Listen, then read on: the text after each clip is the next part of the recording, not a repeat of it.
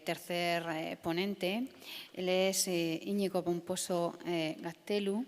Es doctor en Medicina y Cirugía por la Universidad del País Vasco, especialista en neurocirugía. Es profesor asociado del Departamento de Cirugía de la Universidad del País Vasco también. Diploma del programa de la Dirección en Instituciones Sanitarias y en la actualidad es jefe del Servicio de Neurocirugía del Hospital Universitario de Cruces. Bueno, creo que no me equivoco si digo hace poquito tiempo, el 2 de octubre, sí, el proyecto de cirugía cerebral con paciente despierto del Hospital de Cruces, bueno, pues fue reconocido con el premio a la mejor innovación tecnológica en salud impulsada por una comunidad autónoma, por la Fundación Tecnología y Salud y la Federación Española de Empresas de Tecnología Sanitaria, así que felicidades por ello. Y bueno, pues cuando tienen que cambiar el ordenador tardarán unos minutitos. Si... ¿Tengo sonido? Puedo empezar, ¿eh? Pues adelante. ¿Tengo sonido? Sí, ¿se oye?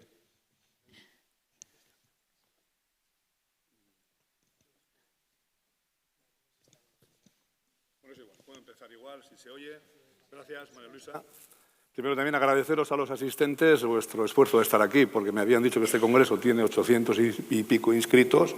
Estamos 34 que he contado. O sea que el SARE es aproximadamente el 3%. Pero bueno, estamos gente importante y os agradezco de verdad, ¿eh?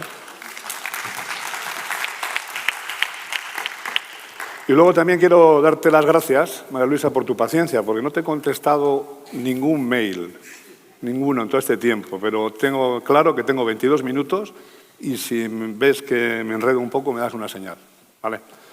Bien, este tiempo ha sido he estado este trimestre bastante ocupado, es verdad. El día 2 de octubre acompañé a la consejera a recibir este premio a la innovación tecnológica que tú ya has mencionado y, bueno, gracias por mencionarlo aquí. Es un proyecto multidisciplinar del cual luego el día siguiente, el 3 de octubre, hablaba de ello en el congreso que organizábamos en Bilbao sobre la cirugía de paciente despierto. En este proyecto, bueno, hay mucha gente involucrada, pero fundamentalmente hay una fase que es asistencial, que es evitar las secuelas, pero no solo motoras, sino secuelas también cognitivas, secuelas que pueden afectar a la memoria, al cálculo y sobre todo al lenguaje. Si un ingeniero tiene un problema de cálculo, probablemente no pueda trabajar. Si ese ingeniero tiene una paresia en una pierna, pues quizás sí, seguro que sí. Si un taxista pues, tiene una mianopsia, perderá el carnet de conducir y no podrá trabajar. Entonces, es importante enfocar la cirugía en cada paciente y en cada entorno social y laboral. Y es el enfoque que vamos a dar aquí. Pero no voy a hablar de paciente despierto, porque terminó el congreso, volví de estar en el ministerio y volvemos a nuestra actividad diaria. Y en el día a día, pues nosotros lo que tenemos clarísimo en la neurocirugía es que podemos hacer daño. Y queremos practicar cirugía segura y sabemos que nuestra especialidad, lo más caro, son las secuelas, porque las secuelas en neurocirugía pueden ser muy devastadoras. Este trabajo que presento aquí es un trabajo de colaboración entre el Servicio de Neurocirugía del Hospital Universitario Cruces y la Dirección Económico-Financiera de nuestro hospital durante estos últimos años y forma parte de una tesis doctoral centrada en economía de la salud, que es una tesis que dirijo a la doctora Edurne Ruiz de Gopegui, bueno, en este momento doctoranda. Bien, hemos dicho que las secuelas neurológicas pueden ser devastadoras para el paciente y también al médico, de verdad, ¿eh? O sea, tener un paciente operado en coma vigil es un desastre para la familia, para el paciente, pero también para el cirujano también lo es. Una tetraplegia, pero a veces secuelas menores como pequeños dolores o molestias que persisten después de una cirugía impiden a ese paciente trabajar.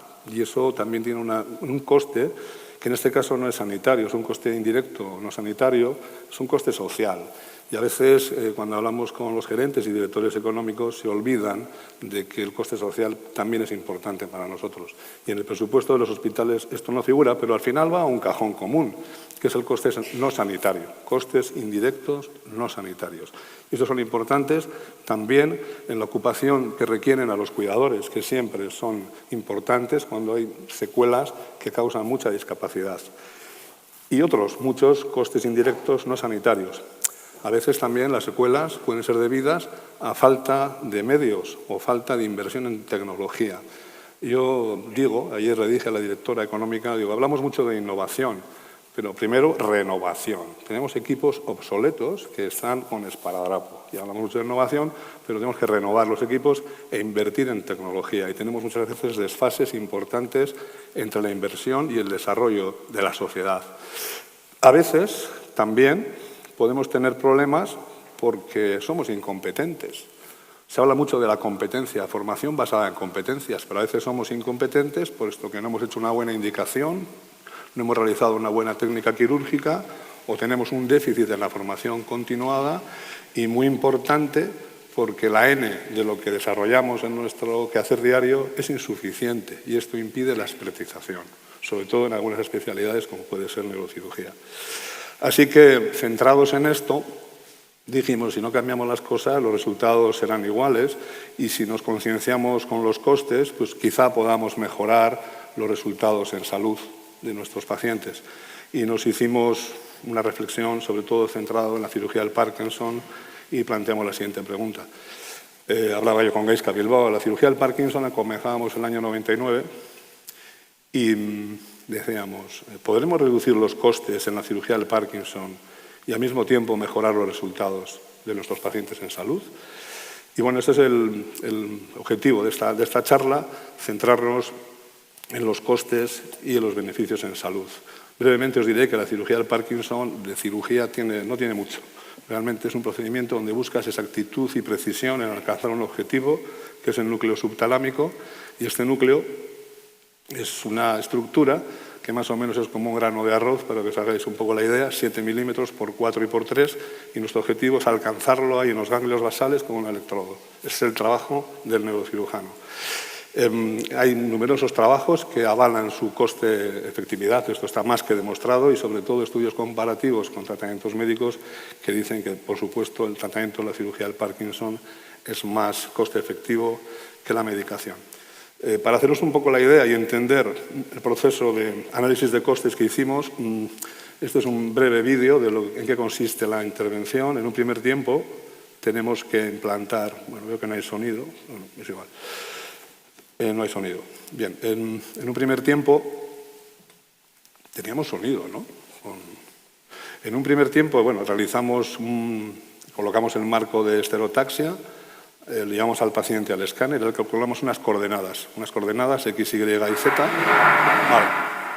Bien, esto era un registro neuronal. Lo que buscamos es registrar neuronas del subtálamo.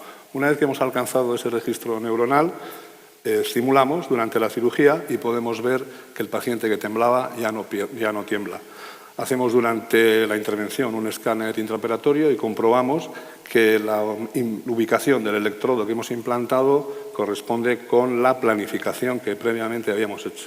Y en un segundo tiempo colocamos un generador, que es la pila que va conectado a ese electrodo y el paciente se va contento y feliz a su casa. Bien, esto más o menos son los pasos brevemente de lo que es la cirugía del Parkinson, que luego los vamos a analizar. Nuestros objetivos, cuando nos sentamos a analizar nuestro proceso, intentan ser sencillos y fáciles de medir, como tiene que ser. Tampoco disponemos de mucho tiempo para alcanzar grandes estudios. Por eso dijimos, vamos a analizar los costes brutos, fijos y variables, vamos a analizar y optimizar nuestro flujo de trabajo y vamos a ver cómo inciden en los resultados clínicos.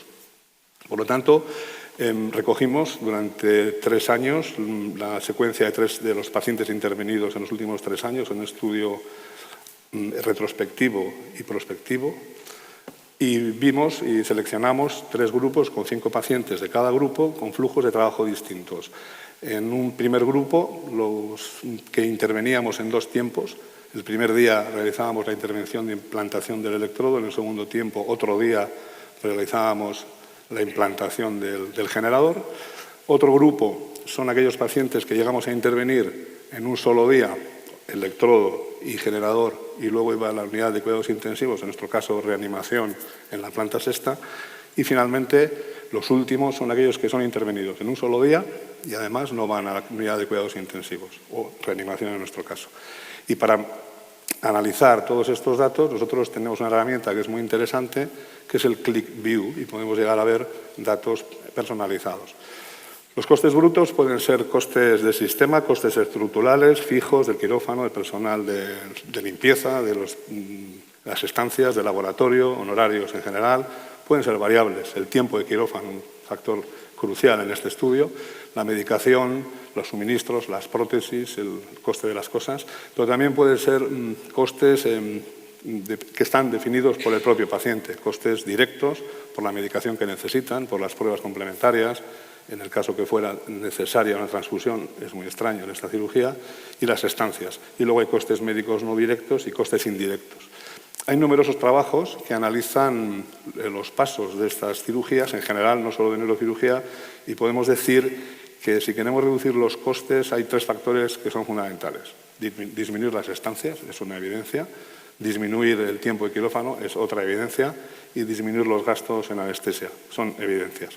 Bueno, este es el ClickView, es una aplicación donde podemos ver por años el coste total de los tratamientos de los pacientes de Parkinson de nuestro hospital. Podemos seleccionar aquellos que son tratados quirúrgicamente, podemos ver los costes de las prótesis, podemos analizar los costes del quirófano, podemos analizar individualizadamente los costes de cada paciente y podemos saber también pormenorizadamente en cada paciente en qué hemos gastado, incluido aquellos que tengan complicaciones o no. Bueno, también hay otros trabajos interesantes que analizan este procedimiento, la implantación del electrodo y generador de la cirugía del Parkinson, y lo dividen en diferentes pasos, que es lo que también hemos hecho en el Hospital de Cruces, que en total son unos 19. Lo que es implantar el marco, hacer un escáner, planificar, registrar y luego ya colocar finalmente el generador, son unos 19 pasos exactamente. Nosotros hemos trabajado alguno de ellos, en concreto mejorar el targeting. Bueno, ya os he dicho que la diana o target es como un grano de arroz, eso lo hemos mejorado. Empezábamos con un target indirecto, haciéndonos unas ventriculografías, luego el semidirecto y recientemente, de esta semana, hemos ya realizado targeting directo con la resonancia de 3 teslas y se puede ver aquí el subtálamo, esto es el subtálamo, y el electrodo correctamente implantado en esa estructura de 7 milímetros. De largo, porque de ancho son 4. Bien, además, a partir del 2012 introducimos en el quirófano el TAC intraoperatorio, el OARM, que nos permite desde entonces comprobar exactamente si el electrodo implantado está en su sitio antes de salir del quirófano. Y si hubiera que hacer una corrección, ese es el momento. A través de algún software de uso libre podemos también, cuando tenemos tiempo, analizar en qué región del subtálamo ha quedado ese electrodo y en función de la localización más ventral o más lateral, correlacionarlo con los datos clínicos. Como os digo, uno de los factores importantes son los tiempos. El tiempo de quirófano, el minuto, son unos 26 euros, unos 11.000 euros, una jornada matinal de quirófano. Bien, en este estudio dividimos, como os digo, es un estudio ambispectivo, donde en la fase 1, la fase retrospectiva, era cuando implantábamos los electrodos en una jornada que finalizaba habitualmente a las 6 de la tarde y durante los últimos 10 años nos habíamos quedado ahí y decíamos, oiga, Isca, esto no puede ser, si es que aquí hay muchos tiempos muertos que tenemos que mejorar, a las 6 de la tarde. Y bueno, esos pacientes iban a la unidad de críticos, finalmente pasaban a la planta, se hacía un escáner de control y los viernes iban a casa. Luego, más adelante, otro día, y sin una planificación clara, se les implantaba el generador. Podía ser una semana o un mes después.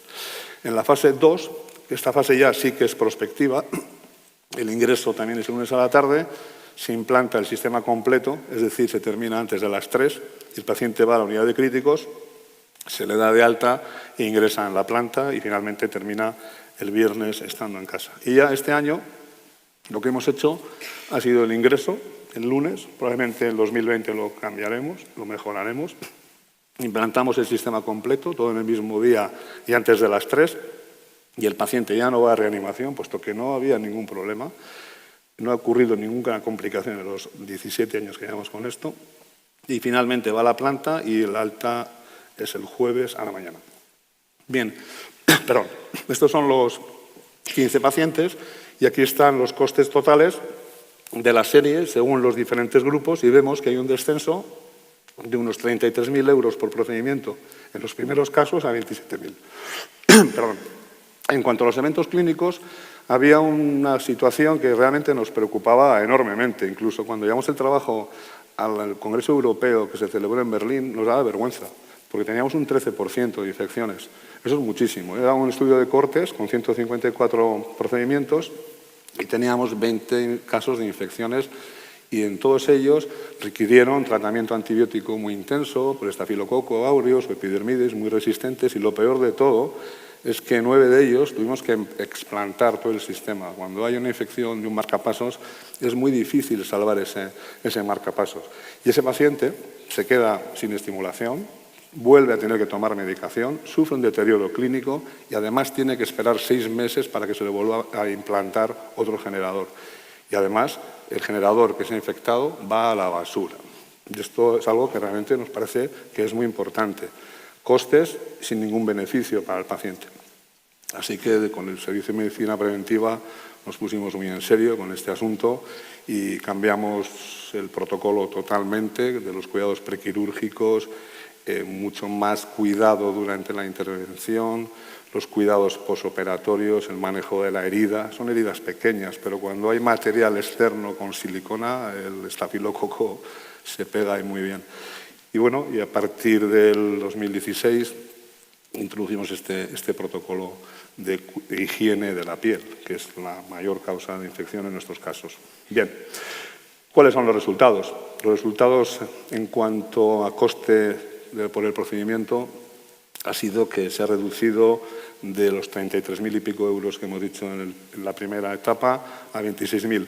Esto significa unos 7.247 euros exactamente por paciente. Hacemos 20 procedimientos al año, o sea que el año pasado hemos ahorrado solamente en estos costes directos 144.940 euros. Pero además, los resultados en salud también han sido mejores. Desde que introdujimos el OARM el año 2012 y desde que aprendimos a mejorar la imagen durante ese proceso del targeting directo, que lo he pasado rápidamente, pues los resultados en salud también han mejorado.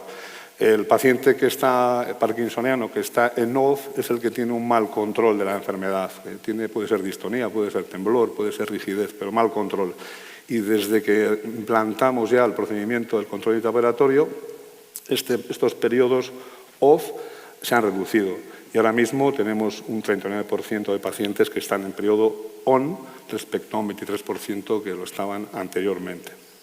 Bien, y en cuanto a la infección, este es un dato muy interesante porque desde que introdujimos este protocolo en el 2016 hemos realizado 60 procedimientos y nuestra tasa de infección es cero. Es cero, ha sido 0 casos. Ha habido 3 revisiones de pacientes que habían sido implantados previamente, pero en los primoimplantes nuestros resultados han sido 0.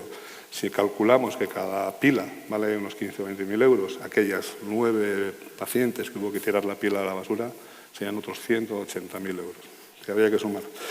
Por lo tanto, la respuesta a esta pregunta inicial, ¿podemos reducir los costes en la cirugía del Parkinson y mejorar los resultados? Hemos visto que sí, pero necesitamos concienciarnos con el gasto. Es fundamental tener una apertura al cambio. Esto es otra cuestión básica. Y si no nos concienciamos con el coste de las cosas, será muy difícil avanzar. Y será difícil avanzar también en la sostenibilidad del sistema. Os he dicho, costes sanitarios directos, muy claros, costes indirectos no sanitarios, no tan claros. Nuestro gerente no los ve, pero van al mismo cajón.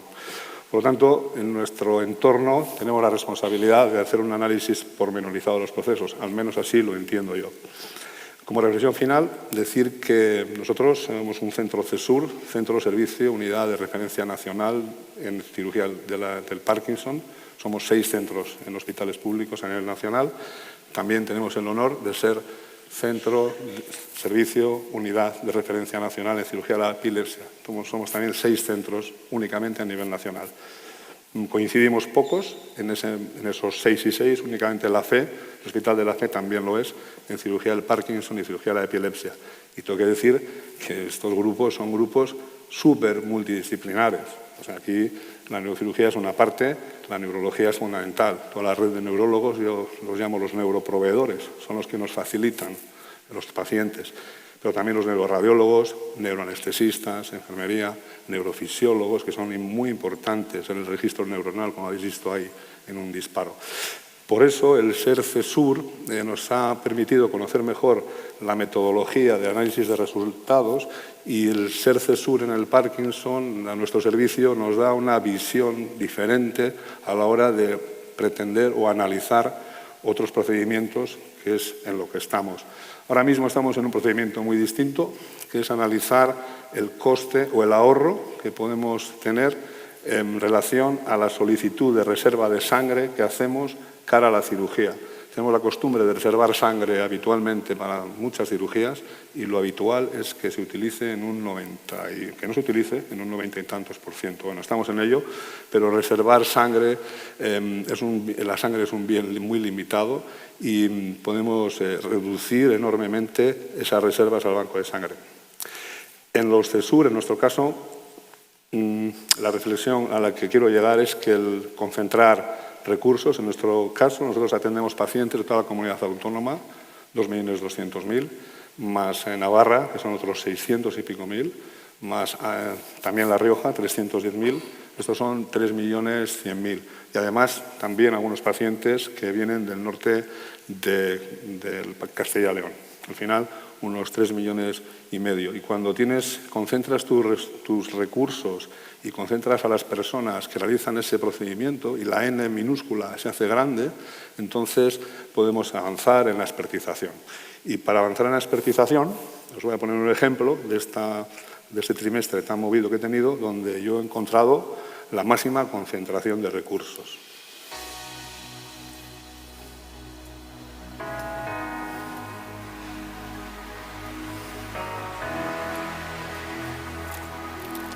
Bueno, hoy es 13 de septiembre de 2019 y hemos venido a Shanghái a visitar al doctor Jin-Sung Bu, que es el responsable de la división de neurocirugía oncológica del servicio de neurocirugía del hospital de Huashan. El servicio de neurocirugía de este hospital consta de más de 100 neurocirujanos. Es una plantilla enorme y tienen un total de 38 quirófanos diarios. Al cabo del año operan unos 14.000 pacientes. En el Hospital de Cruces la cirugía anual oscila entre 850 y 880 pacientes anuales. Esto es una curiosidad. No usan ningún botón ni presionan con la mano para abrir las puertas, abren con los pies. Evitan el contacto con la mano, que tantos problemas trae, la higiene de las manos. Bien, hemos entrado ahora en el quirófano donde realizan la cirugía de los gliomas habitualmente, y especialmente en los casos de cirugía de paciente despierto. Bien, y aquí dentro tenemos la resonancia intraoperatoria. Es una configuración híbrida, puesto que nos permite realizar resonancias al paciente cuando lo decidimos durante la cirugía. Ellos realizan una resonancia en este equipo que está recién inaugurado. Hace 10 años tenían una resonancia Polestar, que es la que tenemos en el Hospital de Cruces, de 0,15 teslas. Posteriormente tuvieron una resonancia de 1 tesla y ahora ya tienen esta resonancia de 3 teslas, que acaba de ser inaugurada hace realmente 2 meses. Y es un sistema híbrido porque aquí tenemos una puerta, cuidado, Pontus, tenemos una puerta que permite acceder a los pacientes ambulatorios, de tal manera que el aprovechamiento del equipo es mucho mayor. Y al otro lado, se acaban de abrir unas puertas, hay otro quirófano que también puede compartir, cuando sea necesario, el uso de esta resonancia de 3 teslas. Ahora estamos justo en la planta debajo del área quirúrgica. El área quirúrgica estaba en la 3ª planta, estamos en la 2ª planta, y esta planta está dedicada exclusivamente para investigación. Aquí, entre otras cosas, el doctor Jin-Sung Bu es el director del biobanco de este hospital, y aquí tienen un laboratorio para estudios moleculares, para realizar cultivos, todos los proyectos de investigación están aquí, justo debajo del área quirúrgica. Bueno, como habéis visto en esta visita, la capacidad de trabajo de este departamento de neurocirugía es enorme. Es un departamento también con relación con la Universidad de Fudan. La Universidad de Fudan es la responsable de la parte del Instituto de Investigación que hemos visto.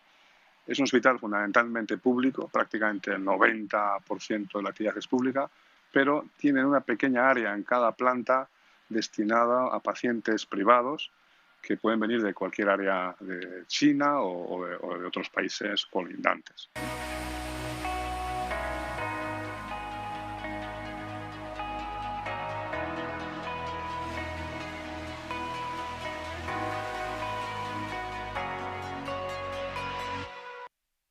Bueno, la idea realmente de la visita a este centro fue establecer un contacto para enviar a los residentes a Shanghái a partir de ahora, puesto que todos los años nuestros residentes de cuarto o quinto año van a algún centro, fundamentalmente Canadá, otro sistema público muy interesante, pero la actitud allí es muy pasiva.